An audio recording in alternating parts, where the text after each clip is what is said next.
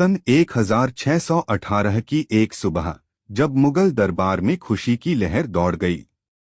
आगरा के किले में शाहजहां और मुमताज महल के घर एक पुत्र का जन्म हुआ, अबुल मुज़फ़्फ़र मुहिउद्दीन मोहम्मद औरंगजेब।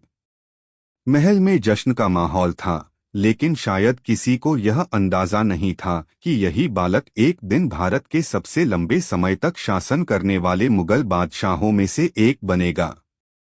औरंगजेब बचपन से ही अपने भाइयों से अलग थे। जब बाकी शहजादे शाही वैभव में डूबे रहते, तब औरंगजेब किताबों में खोए रहते। उन्हें तलवारबाजी और घुड़सवारी का भी शौक था, लेकिन सबसे ज्यादा रुचि उन्हें इस्लामिक शिक्षा में थी। समय बीतता गया और शाहजहां बूढ़े होने लगे। उनके 4 बेटे थे, दारा शिकोह, शुजा, मुराद और औरंगजेब। जब शाहजहां बीमार पड़े तो दरबार में सत्ता की दौड़ शुरू हो गई।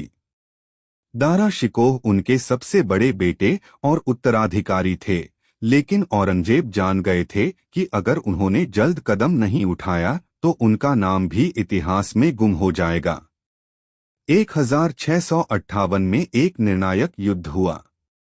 औरंगजेब ने अपने भाइयों के खिलाफ तलवार उठाई और एक एक कर सभी को हरा दिया। सबसे बड़े भाई दारा शिकोह को पकड़कर दिल्ली लाया गया और मौत की सजा सुना दी गई। पिता शाहजहां को आगरा के किले में कैद कर दिया गया।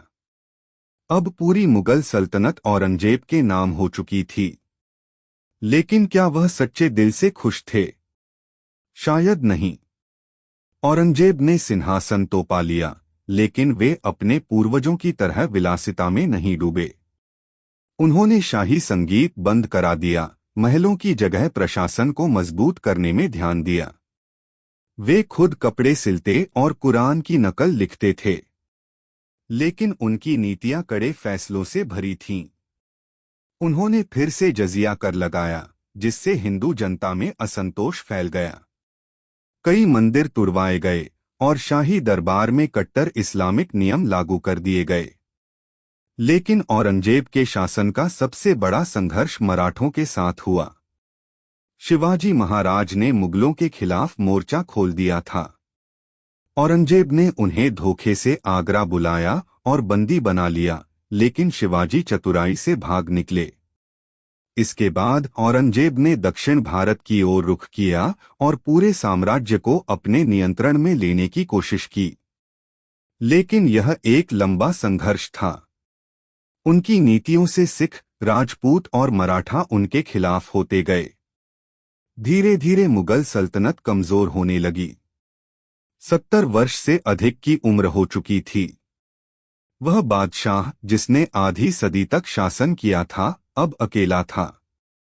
अपने अंतिम दिनों में औरंगजेब ने एक चिट्ठी में लिखा, मैंने अपनी पूरी जिंदगी जंग और फतह में बिता दी, लेकिन अब सोचता हूं कि क्या यह सब सही था। 3 मार्च 1707 को महाराष्ट्र के अहमदनगर में औरंगजेब ने अंतिम सांस ली। उन्होंने अपनी वसीयत में लिखा था कि उन्हें एक सादा कब्र में दफनाया जाए, बिना किसी शाही मकबरे के। औरंगजेब का नाम इतिहास में हमेशा एक विवादास्पद शासक के रूप में दर्ज रहेगा। कुछ लोग उन्हें एक कट्टर शासक मानते हैं, तो कुछ उन्हें एक मेहनती प्रशासक। लेकिन सच यह है कि उनके फैसलों ने मुगल साम्राज्य को विस्तार तो दिया, लेकिन अंततः उसकी नींद भी हिला दी। उनके बाद मुगल साम्राज्य कभी भी अपनी पुरानी ताकत हासिल नहीं कर पाया।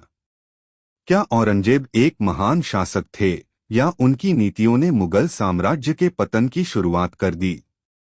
आप क्या सोचते हैं? कमेंट में अपनी राय जरूर दें।